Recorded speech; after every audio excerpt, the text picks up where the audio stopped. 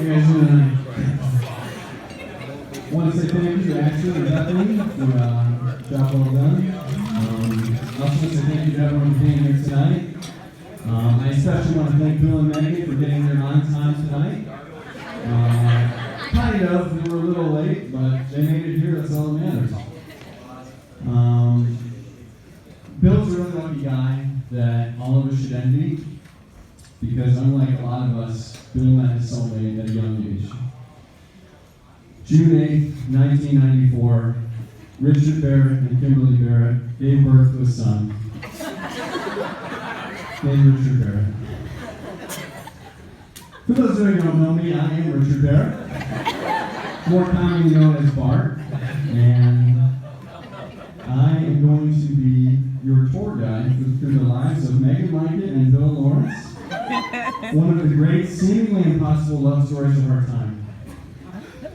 But before I go any further, it's a little warm in here, and if y'all don't mind, I would just like to get a little more comfortable. Oh my God.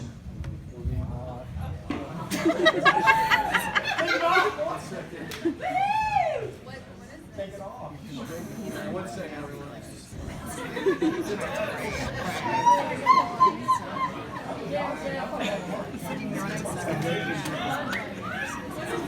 One button at a time.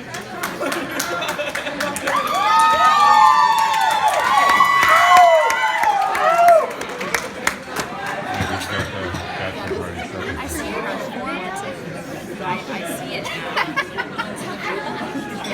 My older brother.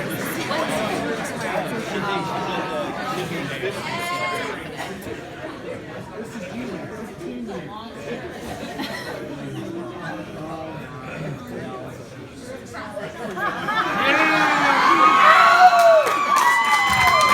about that. A little warm in here. Feel better, y'all. I want to take you back to the day I was born, shortly after taking home. I grew up on Harbor Drive, right next door to the Lawrence family. Back then, Bill was known as Billy. And during his time as Billy, he had blonde streaks from 1st grade to 10th grade. We grew up together playing in our front and backyards. We loved Power Rangers and wrestling. Both things we still enjoy to this day. We played flag football on the Chargers with our good friend Matt Kaminsky. This was my greatest sports achievement ever. Not only because it was the only time I ever won a championship, but because we accomplished it as best friends. Eventually, Billy moved away, still in Brunswick, but our friendship still remained as strong as it was. Fast forward to middle school, I still lived on Harvard, but Bill was living at Southwood. This is where we created memories that would last forever. I want to take a minute to talk about Bill's very weak immune system. Bill would fall ill many days before school.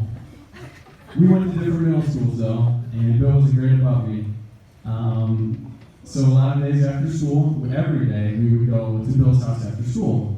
And the days when I didn't see him at the crosswalk meant he was sick home from school. So that was usually 2 to 3 times a week. But I would still walk straight down to his house, ring or knock on his doorbell. He'd answer, usually shirtless. Oh, hey man, what's going on? Bill, what's wrong? I just felt really lightheaded in the shower this morning. I'm not feeling well. All right, well, do you mind if I come in for a little? Yeah, that's cool. You just gotta leave before my mom gets home, otherwise she's gonna yell at me. All right. So sure enough, we waited till Bill's mom got home, and she would not be happy, and Bill got yelled at, but I still had fun.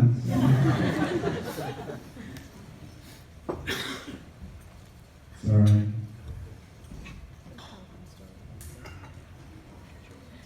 Every day, like I said, Bill and I, we would go to his house and we'd ride bikes, we'd go to my house and we'd go swimming or we'd jump on the trampoline. Once again, Bill and I loved wrestling. Our favorite wrestlers were the Hardy Boys. Bill was Jeff and I was Matt. Bill was probably Jeff because he could do backflips and I could not do backflips. I was more of a technical wrestler. Bill was a high flyer. We would wrestle on my trampoline for hours, of course with no parental vision because my dad was always at work. Plus, he would always say, "Be careful, buddies." So naturally, we got as dangerous as we could.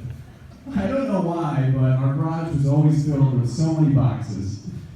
So Bill and I grab about 20 boxes, usually pizza boxes, and we head to the trampoline and throw each other through them and slam each other through them. But we didn't stop there. We would grab a ladder, drag that out, climb to the top and jump on top of each other. Never with any serious injuries. Life was great. In the summers, I lived at Bill's house. In the mornings, I would just have my parents pick me up, go home and shower, have a bite to eat, drop me back off at Bill's. We'd stay up till 3 in the morning, playing video games, wrestling, shooting each other with pellet guns, playing hide and seek in the dark. And every night we'd go up to Speedway to get snacks and drinks. I would always get Ritz crackers and a vanilla Coke. Matt would get Buffalo pretzel bites and a slushie. And Bill would get hot fries, gummy bears, gummy worms, a slushie, a Mountain Dew, a grandma's cookie, a bag of pretzels, a bag of Skittles, and chicken biscuits. I remember those years forever. We were raised right, and we always kept each other in check. Eventually, Bill went to high school, so I was still going there every day after school to hang out, and then Bill had a car, a 2002-ish Ford Taurus. It was really big, and now we could go travel in the summers. Fast forward a little further, life is perfect. Go to school every day. Go to Bill's every day after school. Every summer, sleep at Bill's house. We stay up late. We join the tennis team. Make friends with Danny. Now he's sleeping over too. Everything's awesome. But eventually, all good things must come to an end. And they did. Bill's senior year, he had a gym class with Megan. Which, of course, is how they met.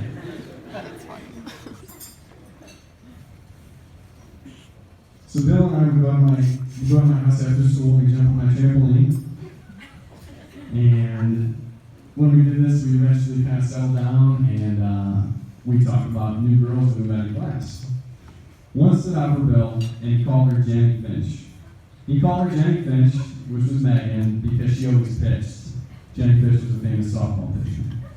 So Bill told me about Jenny Finch and how great she was, and on the weekend, Bill started going to Jenny Finch's house on the weekends. We'd still hang out afterwards. And this was one of the only times Bill and I had ever fought. Because Bill would go to Jenny Finch's house, and then he'd get home around 9 o'clock, or he'd get home around 11 or 10 o'clock when he's sleeping home by 9. I came up for a new nickname for Megan during this time, which was Best Friend Stealer. I had another one called I Hate Her. Bill would get home at 11:30 and act like everything was cool. We'd go down to the basement, and I looked at Bill and I'd say, "Bill, your mom and I watched Transformers for the 3rd weekend in a row, okay? The SWAT's been on for the past 3 months, Bill." I get so angry. That was the only time I can only remember us arguing about anything. I got so frustrated with him. We're at the movies one night, and he's chewing gum, and I looked at him and I go, "Can you stop chewing your gum so loudly? Megan's changed you, Bill. Your volume of chewing gum is out of control." Maybe Jenny Finch lets you chew gum that way, but not me, Bill. Eventually, I came to realize that Jenny Finch, the best friend stealer, actually was a great asset for me. I have my own car now, a hand-me-down, 91 Mazda 626. One of those cars with automatic seatbelts. And Bill always enjoyed my car because it had a special way about it that it had wings. I'd come cruising down the hill, and Bill would always on my way. I realized Megan was an asset for me because anytime she came over, she always brought like 3 or 4 girls with her. And anytime I went to her house, there were 3 or 4 girls there. And I was like, wow, this is actually awesome. Megan and I became close early because she was just like us. She got our humor. She liked to play sports. She was not super fancy. I liked Megan because she never thought she was better than anyone. She did not want to make anyone feel left out. That's when I realized that I no longer hated Megan. She fit right in with us. Megan was pretty, funny, smart, athletic, and perfect for my best friend. Fast forward a couple of years, we're at Kent State. Billy and I get a dorm together. In my mind, I'm like, this is going to be the best year of my entire life. Me and my best friend living together for the first time. We already had such a close friendship with a few of the guys there, like Michael. And it was a year I was looking forward to. Anyways, so we moved in together. Come to find out, Megan's dorm was actually in the same building as ours. And if memory served me right, it was about 2 floors below us. Here's where we went wrong. We should have just gotten a 3-person room because Megan slept in our dorm every night. But I didn't mind though, because she was my best friend. The 3 of us would get dinner every night together, we'd go outside and shoot basketball, and most importantly, every night we would watch The Office. Then I'd get up at 1 in the morning and turn the TV off because these two were afraid to sleep in the dark. Since college, Bill and I have been working in the same company. We were in the same position. We work in the same facility. We talk to each other every day about the good times and our frustrations. Now instead of staying up until 3 o'clock in the morning, we get up at 4:30 in the morning, and it's us. Bill has bought a house, and although I don't get to sleep over every night like we used to, I know that I always have a place to stay there. I often think about how so many people don't get to have a friendship like we do. That makes me cherish our friendship so much more. Ever since we were kids, we have always had such a strong bond. Wherever we go, we always are thinking the same thing and laugh about it afterwards. It happens so often that we think of a joke and basically race each other to say it first, then laugh about it after we admit we were thinking the same thing. I can always go to you whenever I'm facing adversity and know that you will listen and give me the advice that I need to hear. When I'm going through difficult moments in my life, I know I can always call you and you will find a way to cheer me up. When my dog Scooter passed away, and I felt completely alone, not knowing what I was going to do, that night you and Megan dropped what you were doing and drove over to make me feel better. You are a selfless man who always puts others before yourself. You have helped mold me into the man that I am today. We have countless inside jokes that seem to get funnier every day. On a rare day when we do not talk, I'm always excited to talk to you the next day so we can laugh about stories from the previous day. You're my best friend, and I love you. Megan. From best friend Steeler to best friend. I can still picture the first time we hung out. We played football in Bill's driveway at Southwood. And on that day, it was when our rivalry really started. Anytime we ever do anything, you and I always seem to compete with one another. You see, Megan doesn't talk trash, she talks smack. They're completely different. And I always welcome it. And then I tell Megan that I'll beat her at anything we've ever done, will do, or will do in the future. With that being said, Megan has always had my back. She once tried to fight a guy over a pizza line for me. That is true friendship, and I'm looking forward to fighting each other for the rest of our lives. And I want to say thank you again for never judging me for who I am and encouraging me to be myself. I love you too. Finally, I have a message for both of you.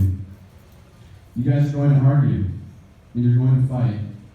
But remember to always follow your own rule, that you will never go to bed angry at one another. You will put it aside until the morning and remind yourselves that you love each other. Then in the morning, Bill will call me and tell me about it. But I want you to remember and think of this quote when times are tough. I don't know what you want me to tell you, man. All I know is that every time I face a tough decision, there's only one thing that outweighs every concern. One thing that will make you give up on everything that you know. Every instinct, every rational calculation. It's not some sort of virus. It's love. No matter what happens, you gotta forget about all the other stuff. You gotta forget about logic and fear and doubt. You just gotta do everything you can to get to the one person who's gonna make it all worth it. At the end of the day, you gotta jump. You love each other. You always have. I love you guys. Thank you.